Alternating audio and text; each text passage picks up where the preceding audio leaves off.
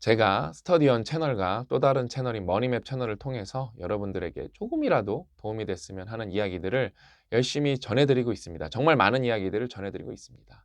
그래서 오늘은 그것을 한번 정리해보는 시간을 갖도록 하겠습니다. 그래서 제목은 부자들이 미친 듯이 실천하고 있는 인생 진리 5가지입니다. 뭐 여러 가지 이야기를 해드렸는데 그 중에서도 유독 중요한 5가지에 대해서 오늘 한번 이야기를 나눠보도록 하겠습니다.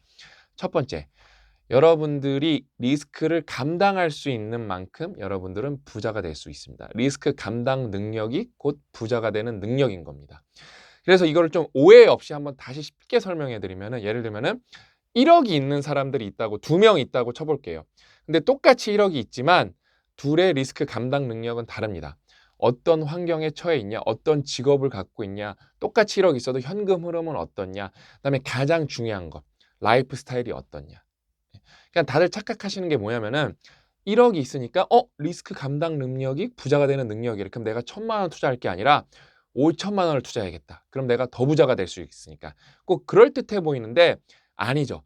리스크 감당 금액이 아니라 감당 능력이에요. 왜냐면 5천만 원이 감당이 안 되면은 투자를 하면 안 됩니다.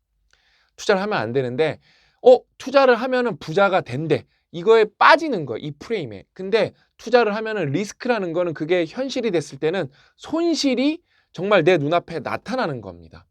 그렇기 때문에 똑같은 1억이 있어도 왜 리스크 감당 능력이 다르냐? 예를 들면 직업도 똑같고 다 똑같아요. 그냥 쌍둥이에요. 생긴 것도 똑같아요. 근데 뭐가 다르냐? 취미가 달라요. 한 친구는 독서나 운동을 라이프 스타일로 갖고 있어요. 다른 친구는 뭔가 똑같은 취미지만 술을 마시고 뭔가 쓰는 거를 좋아해요.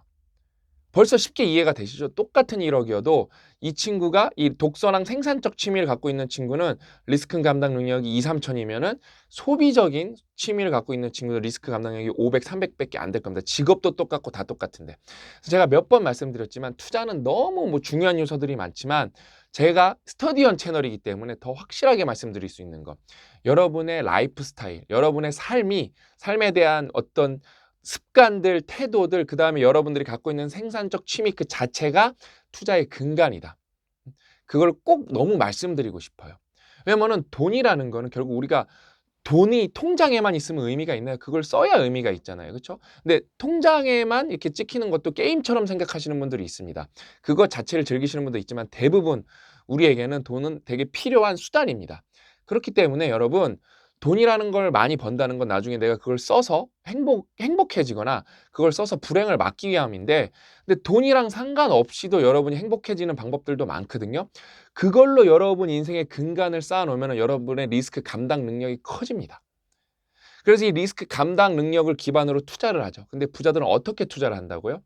하단은 맞고 상단은 엽니다. 예를 들면 상단이 50% 열려 있고 하단이 50% 열려 있어요. 똑같습니다. 그럼 부자들은 어떻게 하냐? 더 공부를 해서 상단을 엽니다. 그래서 이 50% 열려 있는 걸 51%, 52%, 운 좋으면 200% 열렸어요. 그러면 하단에 비해 상단이 상대적으로 훨씬 열려 있네. 투자 들어가죠. 어떨 때 리스크 감당이 될 때. 반대도 마찬가지입니다. 상단은 이제 막혔어요. 50%로. 근데 어때요? 하단을 줄일 수가 있는 방법을 찾아내기 시작하는 거예요. 따져보니까 이건 리스크가 아니었네. 이렇게 해서 하단이 막 5%로 줄어듭니다. 50%에서. 이것도 괜찮네. 이것도 들어가야겠네. 이런 식으로 부자들은 공부를 통해서 아니면 어떤 실천을 통해서 뭔가 이렇게 네트워크를 통해서 다양한 방식으로 자기가 할 수 있는 역량을 총동원해서 상단을 열고 하단은 막습니다. 그래서 리스크 감당을 통해서 투자를 한다. 이게 부자가 되는 방법이다. 되게 가장 중요한 핵심 원론이다. 그래서 리스크 감당을 안 하는 분들도 있어요. 리스크가 너무 무서우니까. 그러면은 또 부자가 되기가 힘듭니다. 인플레이션도 있고 멀리 보면은 정말 자산 부배는 필수고, 그다음에 뭐 인플레이션 때문에 여러분 노동소득보다 어떤 자산이 불어나는 속도가 훨씬 빠를 수가 있기 때문에, 그다음에 그런 뭐 이렇게 부자 이런 걸 다 떠나서 그냥 인플레이션 때문에 여러분 여러분이 귀한 노동을 통해서 얻은 소득이 희생당할 수가 있습니다. 쉽게 말하면은 과거에는 우리가 김밥을 먹을 때 뭐 2,000원, 1,000원 김밥 저 대학생 때 있었거든요. 그래서 그거 한 줄 이렇게 먹으면서 가는 시절도 있었죠. 근데 20년이 넘게 지나니까 김밥 한 줄로 이제 1,000원짜리가 뭐 어딘가 찾아보면 있겠지만 저희 동네 앞에는 뭐 5,000원, 뭐 만 원, 백화점 가면 10,000원짜리 김밥도 있거든요. 그 사이에 돈의 그러니까 10배, 그러니까 김밥의 부가가치는 10배가 늘어난 거죠. 근데 이게 김밥의 부가가치가 10배 늘어난 게 아니라 엄밀히 말하면 돈의 가치가 10배, 10분의 1로 줄어든 거죠. 그러면 김밥이 뭔가 특별해진 건 아니잖아요. 그렇죠? 그렇기 때문에 여러분들이 투자에 대해서도 공부를 많이 하셔야 된다. 나중에 요거에 대해서는 좀 한번 또 구체적으로 한번 요것만 빼서 또 한번 설명해 드리도록 하겠습니다. 그래서 그 두 번째는, 그래서 두 번째 진리는 첫 번째랑 연동이 되는데, 그래서 하단은 맞고 상단은 여는 투자. 가장 좋은 투자가 뭐다? 나에 대한 투자. 그래서 여러분, 부자들은 정말로 자신에 대한 투자를 열심히 합니다. 정말로 열심히 하십니다. 특히 공부와 건강에 대한 거. 공부는 여러분 사실 그냥 부자들 입장에서 그런 게 있죠. 뭐 여러 가지 방법이 있어요. 뭐 책을 읽는 것도 있고, 뭐 유튜브도 볼 수도 있고, 유료 강연을 들을 수도 있고, 아니면 어떤 네트워크에 들어갈 수도 있고, 그 다음에 내 시스템으로 바라볼 수도 있습니다. 내가 이해 못하는 부분은 뭐가 있죠? 지식 측면에서 그 사람을 우리 시스템 안으로 스카우트할 수가 있습니다. 무슨 동업을 할 수도 있고. 그래서 공부에도 어떤 지식을 얻는 측면에도 엄청나게 투자를 하지만, 근데 이거는 이게 지식 같은 거는 시스템 관점으로 봐서 내가 이렇게 스카우트하는 방향도 있지만, 건강은 어떻죠? 온전히 내 겁니다. 그래서 내가 진짜 악착같이 지켜야 됩니다. 그래서 제 주변에 부자인데 건강에 신경을 안 쓰는 분들이 없어요. 제가 이거를 30대 초중반에 너무 간과하고 너무 뭔가 이렇게 무시했죠. 건강에 대해서. 나는 괜찮아. 나는 뭐랄까 깡이 세고 정신력이 강해서 뭐든 이겨낼 수 있어. 그래서 골로 갔죠, 제가. 저는 심지어 뭐 기운 같은 것도 뭐 왜 걸렸는지 모르겠지만 저는 체력 저하라고 봅니다. 그래서 수술도 해서 너무 슬프게도 제 인생 말하는 거예요. 너무 슬프게도 건강이 너무 나빠서 이 회복하는 게 너무 어렵습니다. 그래서 많은 분들이 건강 꼭 신경 쓰셔야 됩니다. 근데 여러분, 건강 뭐죠? 돈이 많아야 건강을 지킬 수가 있나요? 아니죠. 돈 안 들고 건강 지킬 수 있는 방법이 너무 많습니다. 근데 부자들은 이걸 악착같이 열심히 하는데 돈이 없으면 상대적으로 이걸 더 열심히 해야 되거든요. 근데 우리는 안 하죠. 너무 서글프게도. 그 다음에 또 나쁜 것들도 많이 합니다. 꼭 여러분이 뭘 먹을 때 잘 챙겨 먹으면 돈을 많이 들이지 않고도 잘 챙겨 먹을 방법 많거든요. 근데 우리는 또 나쁜 거를 많이 먹죠. 그럼 어떻게 되죠? 그러면 그게 또 나중에 누적이 되면 병이 됩니다. 응? 정말로 병이 됩니다. 그럼 거기서 돈이 또 왕창 듭니다. 너무 슬픈 현실이죠. 지금 제가 뭘 말씀드렸죠? 부익부, 빈익빈을 말씀드린 겁니다. 그래서 부자는 계속 부자가 되는 거고, 가난한 사람은 계속 가난한 겁니다. 그래서 저는 여러분들이 빈익빈 사이클에 있는 분들도 다 부익부 사이클로 옮겨갔으면 좋겠고, 애매하게 가운데 있는 분들도 더 확실하게 부익부로 가셨으면 좋겠고, 부익부에 있는 우리 여러분들은 거기서 오랫동안, 최대한 오랫동안 계셨으면 좋겠습니다. 그래서 이제 세 번째로 넘어가면은 뭐가 있을까요? 시간은 비싸다. 시간은 비싸다. 그리고 또 시간이 비싸기 때문에 조급하면 진다. 제가 몇 번 말씀드렸죠. 부자들은 여러분, 돈이 여러분이 많이 생기면은 가장 확실하게 하는 얘기. 이거는 내가 아웃소싱을 통해서 시간을 아낄 수가 있어. 그런 거에는 돈을 많이 지불합니다. 부자들이. 부자들이 정말 많이 지불합니다. 그거에 대해서. 예전에 저는 어렸을 때 그런 생각이 있어요. 왜 이렇게 기사를 쓰잖아요? 그럼 저 사람도 이렇게 되게 순수했던 마음이죠. 저 사람도 월급 줘야 되는데 굳이 내가 차 몰고 가면 될 것 같은데, 되게 어렸을 때 그런 마음을 한 적이 있어요. 근데 지금 저도 필요하면은 기사를 쓸 것 같거든요. 왜냐면은 이동 시간에, 그게 만약에 시간이 오래 걸리면 오래 걸릴수록 차 안에서 내가 부가가치가 높은 일을 하면 되는 거거든요. 그다음에 내가 그때 만약에 앞에 거랑 또 연결되죠. 건강을 챙길 수도 있고 좀 쉴 수도 있고, 그런 관점을 저는 어렸을 때 순수했던 마음으로는 이해를 못했어요. 그래서 저도 저는 대중교통을 많이 이용합니다. 왜냐면 운전을 똑같이 안 하니까. 대중교통이 더 빨리 갈 때도 많거든요. 제가 판교에서 서울 갈 때는. 그다음에 필요하면은 어떨 때는 오래 걸리는 걸 알아요. 근데도 택시를 탑니다. 왜? 택시에서 온전히 1시간 동안 제 일을 할 수가 있기 때문에 그런 거 알고 돈은 더 많이 들겠죠. 뭐 몇만 원 내겠죠. 근데 그 시간 동안 제가 높은 부가가치 일을 할 수 있기 때문에 어떻다? 여러분이 돈을 많이 벌면 벌수록 시간은 더 여러분의 능력에 비례하게 시간이 비싸집니다. 시간이 비싸집니다. 그래서 부자들은 시간을 아끼는데 돈을 많이 쓴다. 그 다음에 또 그럼 여기서 우리가 어떤 팁을 얻을 수가 있죠? 시간이 비싸기 때문에 반대로 조급하지 않으면 여러분들이 어떤 1번이랑 연결이 되는 겁니다. 어떻죠? 리스크 감수 능력이 커지는 거고, 여러분이 뭔가를 길게 볼 수 있으면은 그러니까 여러분이 시간이라는 거는 그 한 시간 안에 여러분이 여러 일들을 병렬로 할 수가 있거든요. 예를 들면 여러분이 투자를 하셨어요. 그걸 투자를 했다고 해서 그 회사에 가서 일하는 거 아니잖아요. 그 회사는 내가 투자를 했지 알아서 굴러가는 거, 알아서 굴러가는 거거든요. 그래서 여러분이 병렬적으로 같은 시간 안에서 여러 가지를 할 수 있는데, 그래서 멀리 볼 수 있어서 시간을 투자할 수 있다면은 그거는 또 여러분들한테 큰 부를 선물할 수가 있다. 이거를 꼭 너무 말씀드리고 싶습니다. 시간은 비싸다. 그리고 조급하면 진다. 근데 멀리 보면은 그건 또 하나의 투자다. 그다음에 이제 마지막 아니죠. 네 번째죠. 신뢰 자본도 비싸다. 그래서 여러분, 그러니까 이게 돈이 없는 분들은 그런 게 있어요. 신뢰 자본이라는 게 뭔지 모르실 수도 있습니다. 근데 결국에는 인맥이라는 게 되게 중요하잖아요. 그러니까 인맥이 있기 때문에 거기서 도움을 받을 수가 있고, 인맥이 있기 때문에 좋은 정보를 얻을 수가 있고, 인맥이 있기 때문에 노하우를 전수를 받을 수가 있는데, 인맥을 연결해주는 핵심 고리는 여러분 신뢰입니다. 신뢰. 신뢰가 쌓이지, 신뢰가 없는 인맥은 아무것도 아닙니다. 그냥 뭐라 그럴까? 그냥 어떤 뭔가 무의미한 것? 진짜 그렇게 말씀드릴 수가 있어요. 그래서 막 술로 친해지고 막 우리가 남이가 그러면서 막 술 마시면서 형님 그래 막 동생 막 이러면서 이런 뭐 네트워킹은 아무 의미가 없습니다. 그럼 신뢰 자본을 어떻게 쌓냐? 약속한 거 지켜야죠. 말한 거 실천해야죠. 그다음에 특히 아까 3번이랑 또 연결됐죠? 시간이 비싼데 늦으면 안 되겠죠.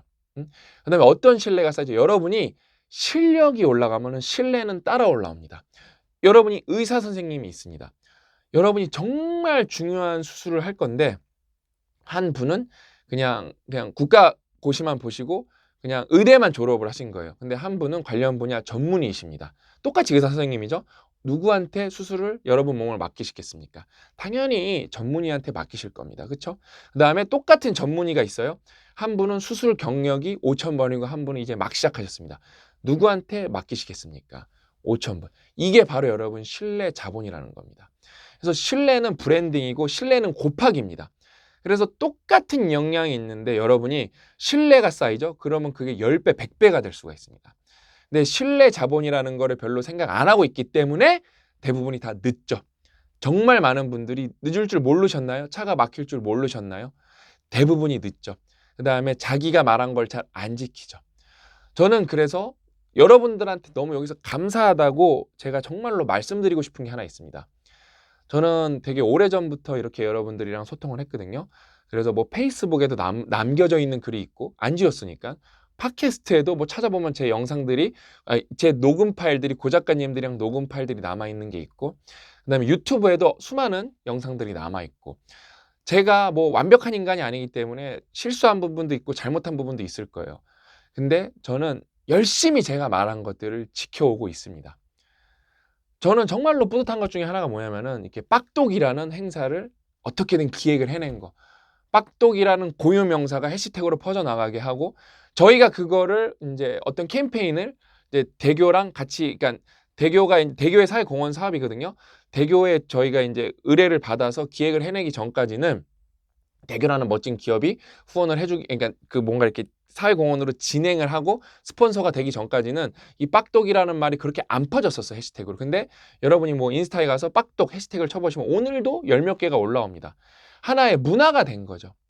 이거를 옛날에는 빡독이 아니었고 제가 맨 처음에 뭐라고 했었냐면 빡공이란 말을 썼었는데 빡독이 더 이게 착착 감기더라고요. 그래서 빡독이란 게 퍼지고 그다음에 이제 막 대교를 설득을 해서 대교가 이제 그 빡독 플랫폼을 소유하고 있거든요. 이제 이것도 저희가 다 열심히 만들어 드린 겁니다. 이제 돈을 받고. 그래서 이런 것들을 통해서 모르는 사람끼리 제가 관여하지 않아도 굳이 우리 유튜브 채널로 이런 게 홍보가 되지 않아도 이미 그 플랫폼에서 어떤 독서 모임이 막 벌어지고 있다? 너무 멋있죠. 이런 게 전반적으로 우리나라에 퍼진다? 그럼 우리나라의 신뢰가 어떻게 될까요? 그러니까 외국 사람들 우리나라를 봤는데 한국 사람들은 독서하면 대한민국이지. 우리나라 신뢰 자본이 어떻게 되겠죠? 올라가겠죠. 우리나라의 신뢰 자본이 올라가면 어떻게 될까요? 그러니까 사람들이 근데 대한민국 사람들이랑 대화를 나눠보면 똑똑해요. 논리적이에요. 걔는 되게 스마트하다고. 마이 코리안 프렌즈는 정말로 스마트하다고. 이러면 어떻게 될까요? 그냥 대한민국의 신뢰 자본이 올라가기 때문에 신뢰 자본은 뭐라 그랬죠? 곱하기라고 말씀드렸죠? 다 잘 되는 겁니다. 그래서 저는 앞으로도 우리 공동체, 여러분들의 신뢰 자본, 그다음에 대한민국의 신뢰 자본을 올릴 수 있도록 여러분들과 함께 최선을 다하는 겁니다. 여러분 각각이 실력이 올라가고 여러분 각각이 능력이 올라가시죠. 그럼 대한민국의 신뢰 자본이 올라갑니다. 여러분이 잘 되면은 이거 프랙탈 구조이기 때문에 대한민국도 잘 됩니다. 저는 그걸 이제 공동체 관점에서 엮는 역할을 열심히 해보도록 하겠습니다. 이제 마지막 5번째, 부자들은 임계점을 항상 넘기고 반대 경우 진입장벽도 항상 열심히 쌓는다. 아까 네트워크 같은 게 다 오늘 기가 막히네 오늘 큐레이션이. 오늘 4번, 그러니까 신뢰 자본 같은 게 많이 쌓이고 그게 네트워크가 되면 이건 엄청난 진입장벽이 됩니다. 그 네트워크에 저도 들어가고 싶은데요. 어떤 너는 명분으로 들어올 거냐? 너는 어떤 실력이 있냐? 너는 우리에게 어떤 신뢰를 줄 수가 있냐? 어렵죠. 그래서 신뢰 자본을 열심히 쌓으셔야 됩니다. 그다음에 임계점은 오늘 좀 독특한 얘기 하나 해드리면 제가 예전에도 말씀드렸는데 이건 저희 아버지가 저한테 알려주신 인생 노하우인데 선물을 할 때는 항상 조금 부담스럽게 해라. 그래야 기억에 남는다. 선물의 묘미는 부담스러운 거다. 이러면 아이 무슨 선물이 뭐 정성이지 마음의 정성이지 뭘 돈을 그렇게 따지냐. 제가 여기 돈만 얘기한 게 아니잖아요. 정성이라는 건 여러분 노력으로도 정성이 될 수가 있습니다. 근데 그냥 돈만큼, 왜냐하면 돈은 레퍼런스이기 때문에 예를 들어 돈이 많이 들어갔다는 거는 이 사람이 어떤 리스크를 감당했던 어떤 노력이 됐던 자기의 노력이 많이 들어갔다는 거는 직관적으로 알 수 있습니다. 그만큼 돈이 그만큼 강력한 레퍼런스고 강력한 수단이죠. 그러니까 어설프게 선물하지 말고 임계점을 넘겨서 선물하라고 우리 아버지는 예전에 저한테 말씀해 준 거죠. 그렇게 하면 확실히 똑같은 선물에도 나중에 여러분들이 어떤 네트워크를 공고히 하는데 왜? 선물이 오고 가는 행위를 통해서 또 나름의 신뢰가 쌓이는 거거든요. 나름의 신뢰가 쌓이는 겁니다. 그래서 여러 가지 방법론들이 있을 텐데 어떻게든 임계점을 넘기는 시도를 한다. 이걸 되게 중요시 생각을 하죠. 그래서 어설픈 거, 싼 게 비지떡이다. 그래서 어설픈 거를 구매를 안 하죠. 이왕 내가 오래 쓸 거면 확실하게 비싼 거 사죠. 특히 기능적인 것들 확실히 비싼 거 사죠. 그래서 오늘 이렇게 여러분들이랑 5가지를 정리를 해봤는데 정말 중요한 이야기들이죠. 이 중에 한 가지라도 여러분 인생에 체화가 된다면은 정말 많이 도움이 될 겁니다. 그래서 이 얘기들은 앞으로도 또 할 겁니다. 왜냐하면 너무 어려운 것들이고 실천하기 쉬운 것들이 아니고 그다음에 또 그거를 더 높은 난이도로 실천할 수가 있기 때문에 앞으로도 계속 여러분과 함께 이야기를 나누면서 여러분 삶이 이 영상들을 통해서 어떤 계기가 생기고 그다음에 제가 계속 독려해서 응원해서 여러분들이 그걸 좀 꾸준하게 실천하다 보니까 그게 삶이 되고 습관이 되고 태도가 돼서 결국에는 이게 뭐 5만 명 보면 5만 명을 제가 다 바꿀 수 있는 능력은 없겠지만 50명, 500명, 뭐 운이 좋다면 5천 명 정도는 꾸준히 제가 바뀔 수 있도록 옆에서 열심히 모시고 조력하도록 하겠습니다. 아셨죠? 그냥 포기하지 않고 끝까지 저희랑 함께 해주셨으면 좋겠습니다. 오늘 이야기는 여기까지고 저는 다음 시간에 또 알찬 내용을 찾아뵙도록 하겠습니다. 또 만나요.